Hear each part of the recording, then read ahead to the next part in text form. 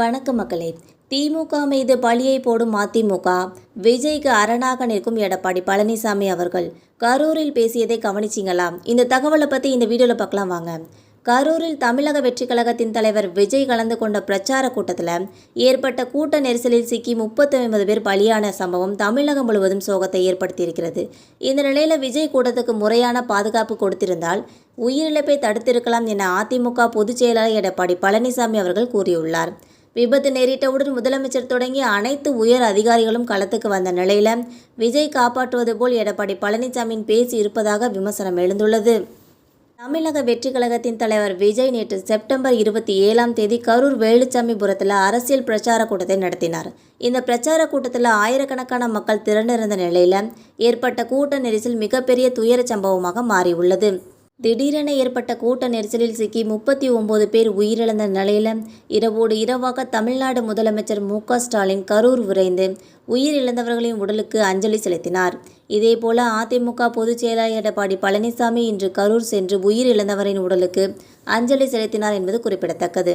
தொடர்ந்து செய்தியாளர்களை சந்தித்த அவர், பொதுக்கூட்டம் ஆரம்பித்த சிறிது நேரத்திலேயே தள்ளுமுள்ளு ஏற்பட்டு மின் விளக்குகள் அணைக்கப்பட்டது. அப்போது ஏற்பட்ட நெரிசல்தான் உயிரிழப்பு ஏற்பட்டதாக தகவல் கிடைத்திருக்கிறது. இந்தியாவிலேயே அரசியல் கட்சி நடத்தும் பொதுக்கூட்டத்தில் இத்தனை உயிரிழப்புகள் ஏற்பட்டுள்ளது இதுதான் முதல் முறை என்பது குறிப்பிடத்தக்கது. நடிகர் விஜயின் கூட்டத்துக்கு முறையான பாதுகாப்பு கொடுத்திருந்தால் இறப்புகளை தடுத்திருக்கலாம் என கூறியிருக்கிறார்.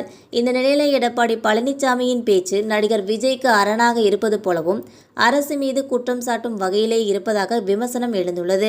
நேற்றிரவு விபத்து நடந்தும் சென்னையில் உடனடியாக உயர் அதிகாரிகளுடன் ஆலோசனை நடத்திய முதலமைச்சர் ஆறுதல் மற்றும் நிதியுதவியை அறிவித்தார் என்பது குறிப்பிடத்தக்கது. இரவோடு இரவாக சிறப்பு விமானம் மூலம் சென்னையிலிருந்து திருச்சி வந்து அங்கிருந்து கரூர் சென்று உயிரிழந்தவர்களின் உடலுக்கு அஞ்சலி செலுத்தினார். திமுக அமைச்சர்கள், முன்னாள் அமைச்சர்கள், எம்எல்ஏக்கள் என அனைவரும் மருத்துவமனைக்கு விரைந்தனர். இரவோடு இரவாக உடல்கள் உடற்கூறு ஆய்வு செய்யப்பட்டு காலையில் உறவினர்களிடம் ஒப்படைக்கப்பட்ட நிகழ்வையும் பார்க்க முடிந்தது. இப்படி அரசு துரிதமாக செயல்பட்ட நிலையில் எடப்பாடி பழனிசாமி விஜய்க்கு ஆதரவாக பேசுகிறார் என்ற குற்றச்சாட்டை முன்வைக்கின்றனர். மேலும் கட்சி ஆரம்பித்ததிலிருந்து திமுக எதிர்ப்பையே விஜய் பிரதானமாக கொண்டிருக்கிறார் என்றும் அதிமுகவின் நிலைப்பாடும் அதுதான் என்றும் நேற்றைய பிரச்சாரத்தில் கூட விஜய் முழுமையாக திமுக குறிவைத்தே பேசினார் என்றும் குறிப்பிட்டுள்ளார். 10 ஆண்டுகள் ஆட்சியில் இருந்த அதிமுகவை பற்றி பேசவே இல்லை. 2026 சட்டமன்ற தேர்தலில் கூட்டணி வாய்ப்புக்காக விஜயை விமர்சிக்காமல் விடுவித்தாரா எடப்பாடி பழனிசாமி என்ற கேள்வியும் எழுந்திருக்கிறது.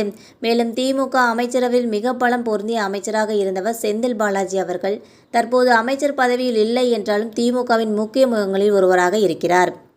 எதிரிக்கு எதிரி நண்பன் என்ற பாணியில் திமுகவை எதிர்க்கும் விஜயை அரசியல் நண்பனாக்கி கொள்ளவே எடப்பாடி பழனிசாமி இப்படி பேசுகிறார் என்ற குற்றச்சாட்டையும் முன்வைக்கின்றனர். இந்த வீடியோ உங்களுக்கு பிடிச்சிருந்தா மறக்காம சப்ஸ்கிரைப் பண்ணி பெல் ஐகானை கிளிக் பண்ணி வச்சுக்கோங்க. அப்போ தான் நம்ம போகிற டெய்லி வீடியோஸ் உடனுக்குடன் வந்து சேரும். தேங்க்யூ.